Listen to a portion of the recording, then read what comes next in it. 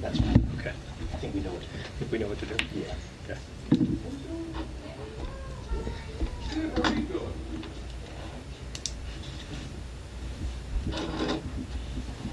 Okay, we're live.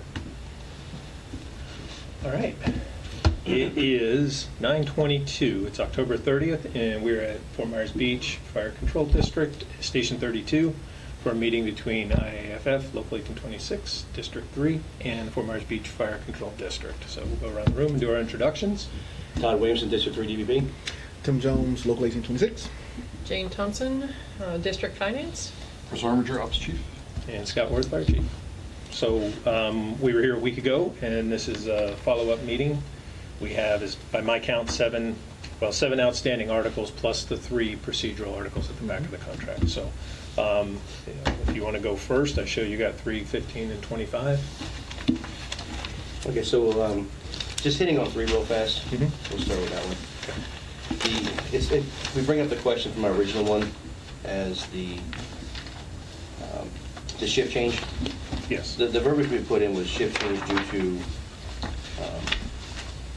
operational need, upon request if there's an opening, or advancement. You guys have struck that down. I'm just trying to find out why. If the operational need is to shift change somebody, we're agreeing with that.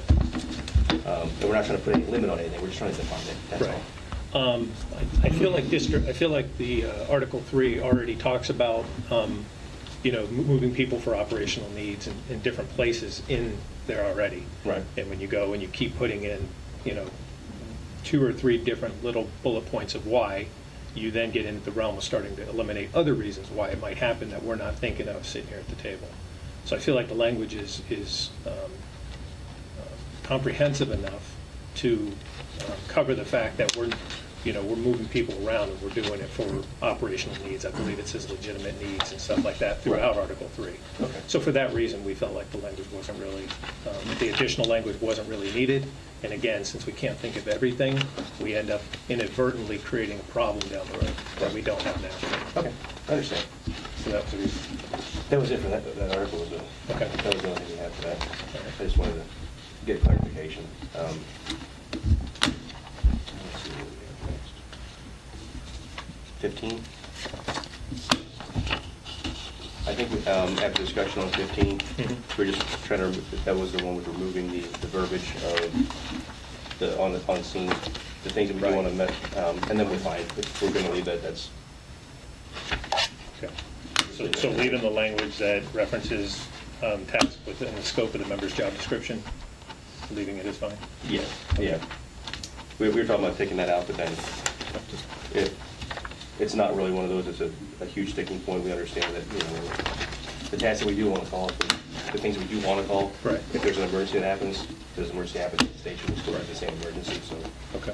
that's what we're understanding of that. All right. Thank you. We're at 20. 25, that was the trying to identify inquiries versus investigations. We go to TA 15, you said? Yeah. Yeah. Go ahead. Yeah, so basically we're looking at our last is what I'm understanding is on those. Are you good on 3 too? Yes. All right, so I'll give you that one. That's 3.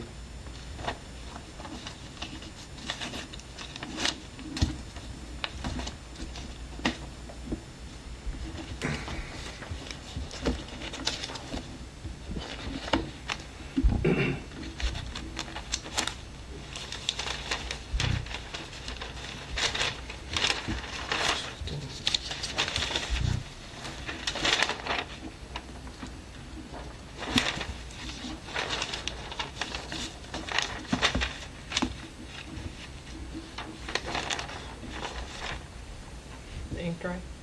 Yeah, make sure. It's, the pen writes thick, so it's one of those that if you don't, you just might, it'll smear everywhere. You want me to hold them and make copies after? You don't mind? Okay. Then, so when they're 25, Mhm. whenever you're, the initial 25.1, we understand the district's going with that. But under 25.3, Okay.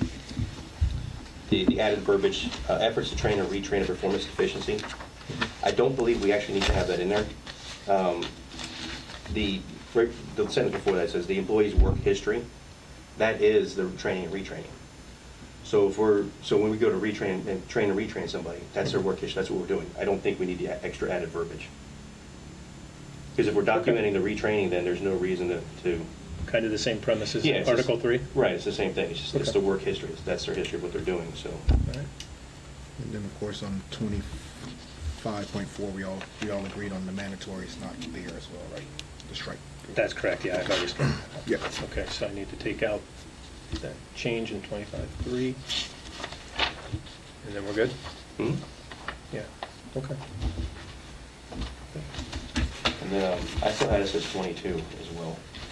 You have 22? Yes. Okay. Unless you had something with it. I did some language on 22 based on our conversation, so let's start with what you have. and- Well, no, if you want, if you already did, that's fine, because mine was just the understanding of the, if the ad valorem goes negative, Yeah, the verbiage would have been something like if the CPI is negative and the ad valorem is negative, the reduction in pay would be no greater than would not exceed the ad valorem being, something like that. But what I knew we had talked about it, I did not change that section, but we Okay. can, because I know I'm going to hand out, and I can hand out both, but I'm going to hand out a clean one where I highlighted in red to kind of make it easier to read. Oh, yes. So I have the full redlined if we need it. I don't think so. Okay, so on the first page, I think we had already agreed to that change in language to match, to account for the 4.3 in the Yes, second year? yes. Okay. And then 2026 is just the COLA for that year. Mhm. Okay. On page 3, I put some language in here for us to talk about. I don't know that I know it's probably not the final language, but you had talked about where if somebody has a credential, their acting credential, so they're acting engineer, they promote to engineer, Mhm. they keep that credential, and that is the intent. So 22.4C is intended to pick that up, so I want to know if that language is sufficient.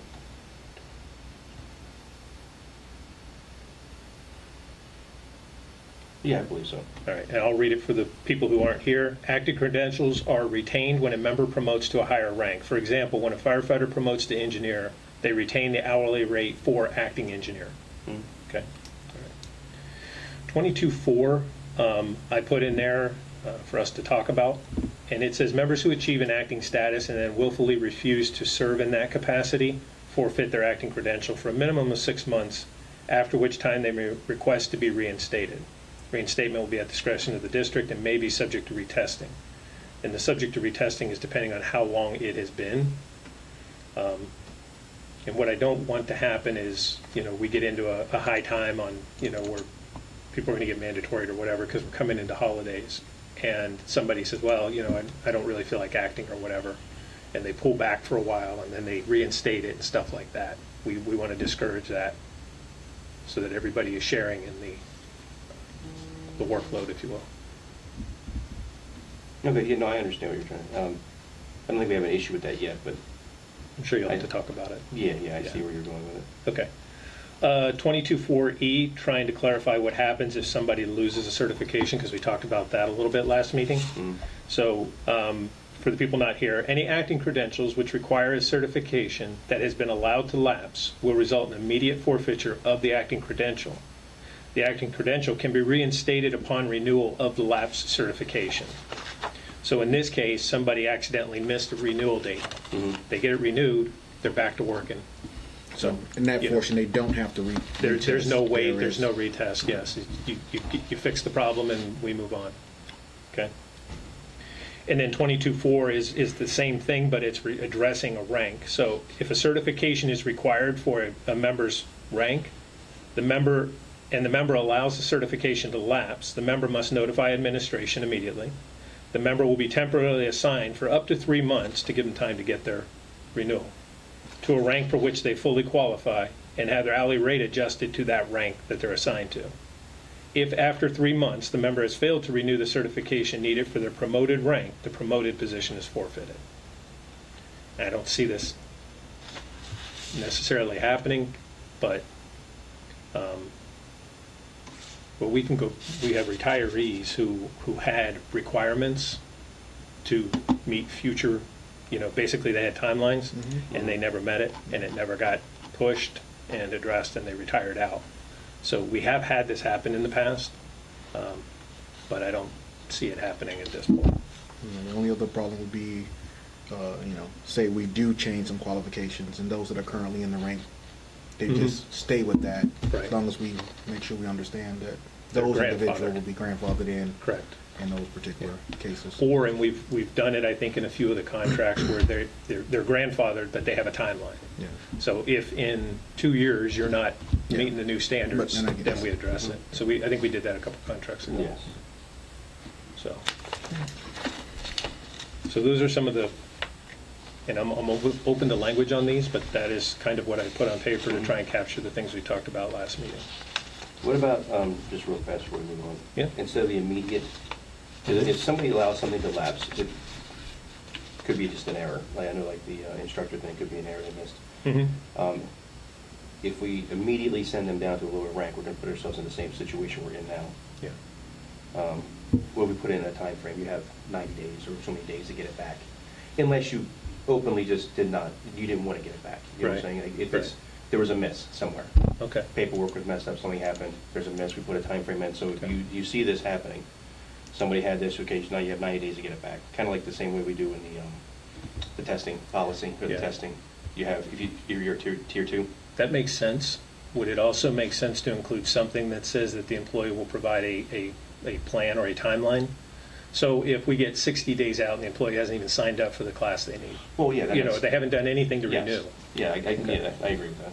For a conversation about that, though, something to consider is, it's less of an issue with things that exceed a minimum requirement per position. So something like, if you have to have your, say instructor 3 is in the rank for firefighter, or officer 3. But the minimum requirement to be an officer, you need to have, say, 300. Well, if that impacts your deployment, on an incident, if you can't go to Ocala for brush fires because you don't have a 300, then you can't go. You can't. So I would say that there's ones that are required for the position. You know how we have like preferred things, so to speak, and we have minimum requirements? So if you have a lapse in the minimum requirement, I think that's much more problematic than something that exceeds, that would impact your ability to respond, to do them. Like the FO1, for instance, that doesn't expire. I think that's intentional. Right. So you don't have that Yeah, problem. your instructor expires. Let's say like even the 300s and 400s don't necessarily expire, Right. but we just had to do this whole thing where we had to We had to redo redo all our it. NIMs Yeah. and all that stuff. So if you let your limbs, if you weren't compliant with the appropriate NIMs, now you're not deployed. You put the whole strike team at risk of showing up and getting turned around. So that is something that you have to have that in place. Right. Well, the thing with that is, We- if we the talked about it. if the 300, 400 comes in like it did, then that would be something the department should put on, saying, hey, we have to redo this for everybody. So it's, because yours didn't lapse, it's still good. Right. But now we have to do this, so the department should put that on for everybody to do. Yeah. That way we make sure we're compliant. It's not that you let them fail, they changed the requirements for the NIMS. They Yeah. changed the class, not, But yeah, I understand what you're saying. Yep. So 90 days Yeah, with the think timeline about in it. half Yeah, I think that would would work. Okay. And to be clear, the certifications are for meeting the minimum standard. So Yes. anything Yeah. that's preferred isn't required to keep your job. Right. you know, Yeah, keep your your rank. FO3 have to be a lieutenant, it's not, Right. but I get it. Right. Yeah. Okay. Anything else at this point? Or is it- I'm sure you'll talk about Yeah, it. we can do that. All right, and then if you jump ahead a couple more pages, in the middle of the page, you'll see the red language, and I put in years of service will be rounded to the whole number, and that's in reference to the annual adjustment of experience, Okay.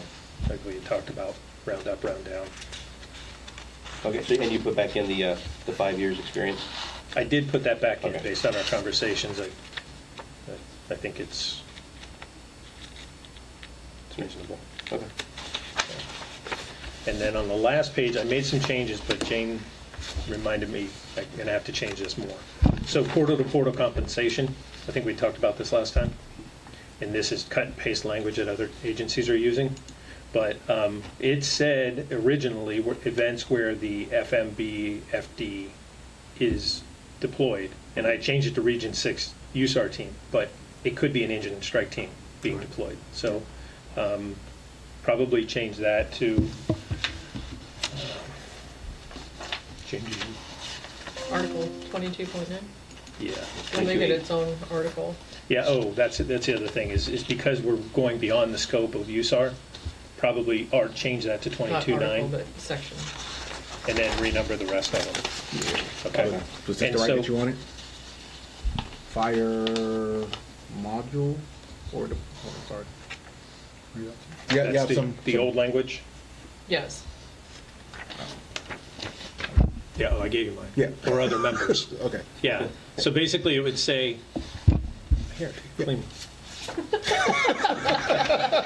So basically it would say, Region 6 use team, comma, or other members, comma, has been requested in mission. So make that change in there as well.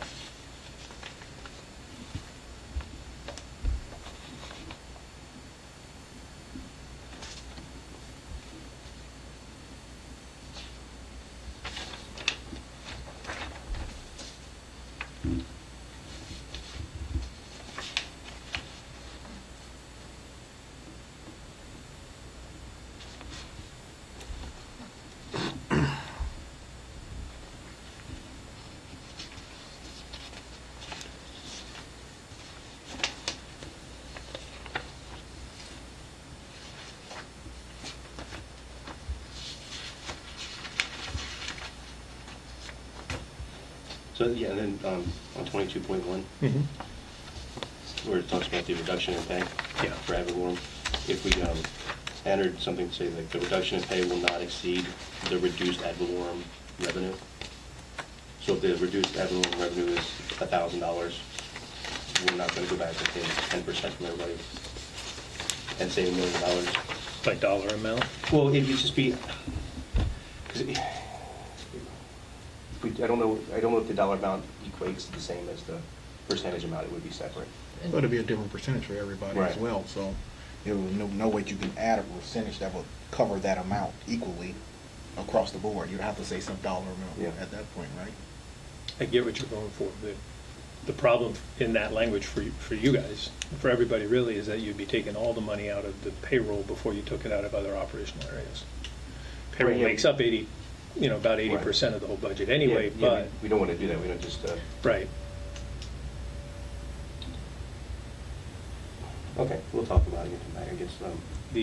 So, It would be not, maybe not to exceed the total loss in, Revenue Let me- or. Revenue. Or, let me throw this out. So the next sentence says, in the event the ad valorem revenue is insufficient to fund the total cost operating the district, what if the ad valorem revenue decreased as a trigger to open it? And then we would be having this conversation in real time.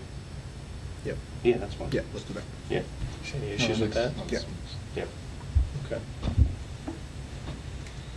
So in the event the ad valorem revenue decreases from the prior year? Yeah, yes, Yeah. yes. Then we'll open and discuss.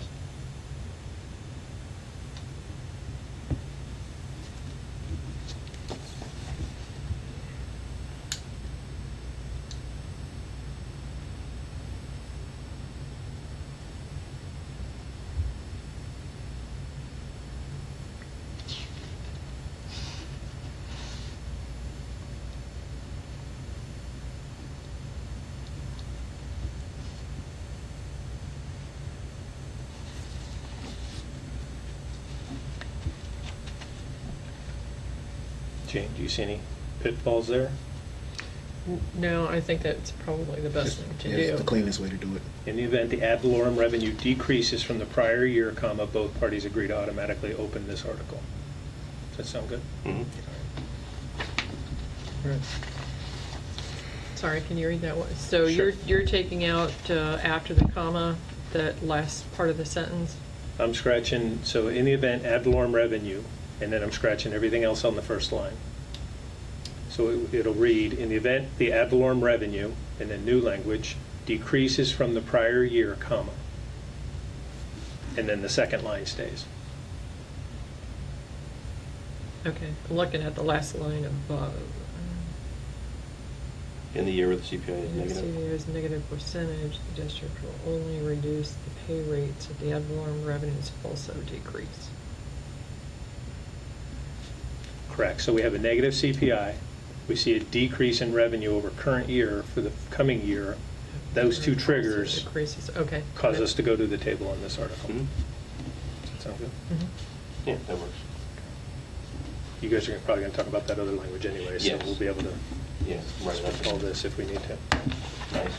Okay. So that's 22. You didn't have any, on 25, you didn't have any changes to that section 1? You're okay with the way it's written? Yeah, we're good. Section 1 is good. We just need the other I'll language. make the changes. All right, that takes us to 9, 14, and 21.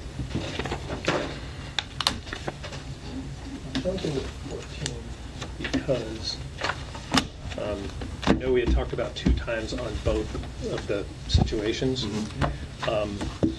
Part of me wants to hold at 1.5 for mandatory. So I was thinking about it, and let me ask you this. So if you're the shift commander for the day, and I'm the guy to be mandatory, what are you gonna, and I haven't put my name on the voluntary list for the holiday, what are you gonna do? Well, usually you get a heads up, hey, you're on the hook to be member. Yeah, then I'll volunteer, right? Well, I get that, but that's not changing anything. Like, that's, I mean, honestly, all that's doing is, It gives me a report to say, look how much everybody's volunteering on holidays, everybody's taking a piece of the pie. right, but they're not wanting to. I understand that. And Yeah. that's the thing, is if we're just changing the verbiage just to make it seem like it's better for everybody when it's really not, Yeah. then I can't do that. Okay, but I truly want people to volunteer. I want to induce people to volunteer before I induce them not to volunteer. No, and I understand, that's why, You know? if they're getting the double time to volunteer, like the kid said, Yeah, then that's fine. That will make people who want the overtime yeah. to give them extra benefit. They're gonna wanna take it. But if you truly don't want it, if you wanna be home Christmas with your kids, Mhm. and you don't care about the money, Yeah. when you get mandoed, it's gonna be worse to be 1.5 for the guy sitting next to you getting double time because he didn't have kids. Who do you think is going to, let's say the language stays like it is. It's double time for volunteering, it's 1.5 for mandatory. Who do you think's going to allow themselves to be mandatory on holidays? Somebody who doesn't get a message from the battalion chief. They got to get, because they got to contact them to take the day. Well, yeah, but that's Yeah. at 7 o'clock at night, that's after the fact. Yeah. Because once I call you and tell you, hey, you're ordered, Yeah. you're ordered. You're not coming back and saying, well, then I volunteer. No, technically, you're still ordered. Okay. And when it starts putting money into it, that's where it's gonna become an issue. Like, that's what they're Yeah, gonna I say. know. That's you know, why I'm thinking everybody would just volunteer for it, you know, Yeah, but they're not. with a bad taste in their mouth, but they're still volunteering for it. Right, but what does that do, though? I mean, that doesn't change anything besides the way it looks on paper. Yeah. That doesn't make the person that now has to volunteer for something he doesn't truly want. All right. That doesn't help them at all. Okay. All right.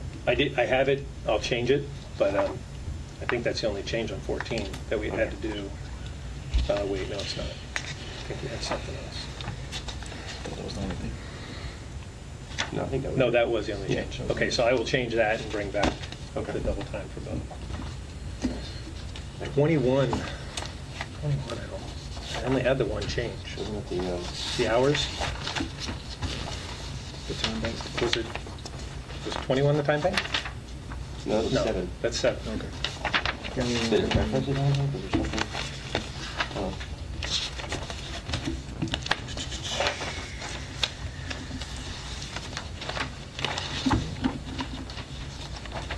Yeah, I think 21 is a reference to time bank. Or- Did it not?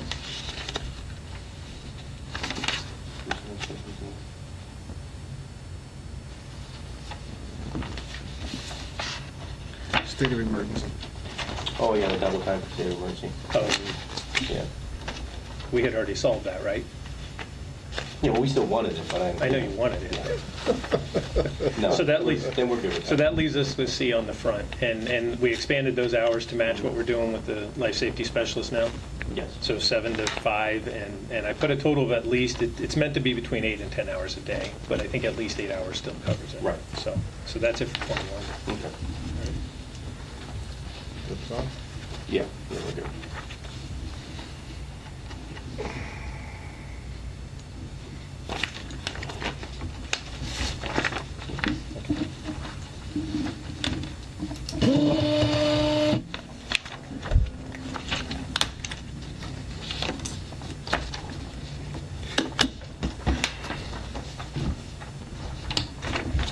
Let's get back to Jane.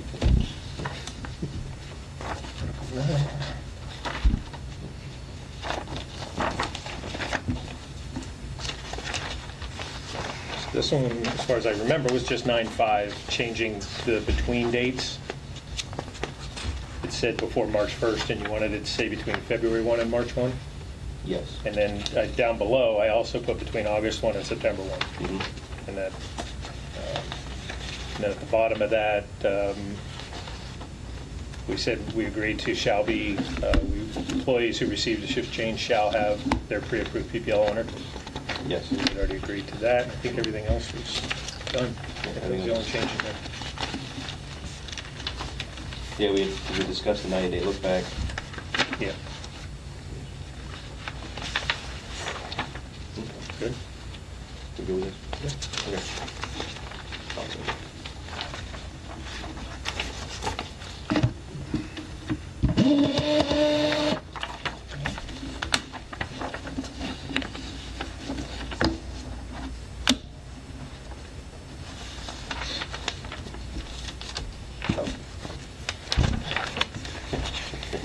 And then the only other thing I had, other than making those changes, Article 27, you guys have that from before? From the last meeting? Entire Actually, from agreement? September 10th, yeah, the entire agreement, that last paragraph. Last paragraph? We had talked about it, and I wanted to put something in here to, and I don't know if that does us any good, but, Oh, for the, yeah, forced merger language. Yes. If there's a forced merger or dissolution, We're fine with it. At the end of the day, we, yeah, the okay. union of both that you're looking at currently, so. Yeah, okay, all right, so, I guess we don't need another copy. You want to sign this one? yeah, that's fine.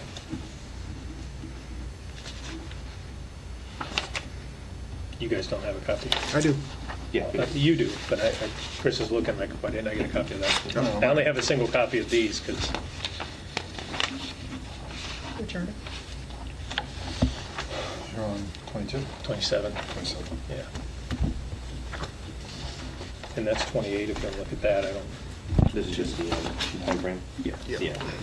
What was the, we made sure the articles were correct on the 22.15 and the 18. I'll go Those through, match up? I'll go through and check all of them. Okay. Any reference throughout the whole contract, I'll do it when I give you a clean copy Okay. for Yeah, your yeah. ratification.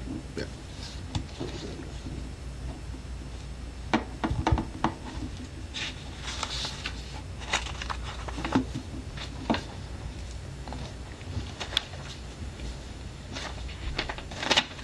And then that's 29, there's no changes on it, just put eyes on it and make sure it's squared away.